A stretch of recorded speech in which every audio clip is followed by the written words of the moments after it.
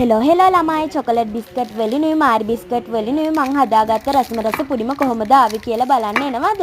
මුලින්ම ඔයාලට ඇති වෙන තරමේ චොකලට් බිස්කට් එකක් අරගෙන ඒක ඇතුලේ තියෙන ක්‍රීම් එක වෙනමයි චොකලට් බිස්කට් වෙනමයි වෙන වෙනම කප්ස් දෙකකට දාගන්න ඕනේ. ඔය මන් දාගන්න ආකාරයට. ඊට පස්සේ ඔයාලට පුළුවන් චොකලට් බිස්කට් එක අරගෙන බ්ලෙන්ඩර් එකකට දාලා බ්ලෙන්ඩ් කරගන්න. බ්ලෙන්ඩරයක් නැත්නම් වංගෙඩියකට හරි දාලා කොටලා ඔයාලට මේක ගන්න පුළුවන්. ඊට පස්සේ පවුඩර් එකක් වගේ හැදෙනවනේ. ඒකට ෆ්‍රෙෂ් මිල්ක් හරි ඔයාලට ඕනෑම කිරිපිටි වර්ගයක් ගන්න පුළුවන්. උදාහරණයක් විදිහට ඇන්කර් රති වගේ. ඊට පස්සේ ඔයාලට පුළුවන් ඒකට දාලා ඇති පදමට ඒක හදාගන්න. ගොඩාක් දියාරු කරගන්නත් එපා.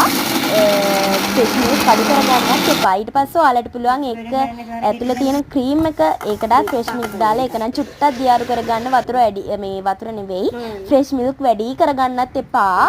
අඩු කරගන්නත් එපා ඒකටත්. ඊට පස්සේ ඔයාලට පුළුවන් ඔයාලා මං කියවනේ මාරි බිස්කට් එකක් ඕන වෙනවා කියලා.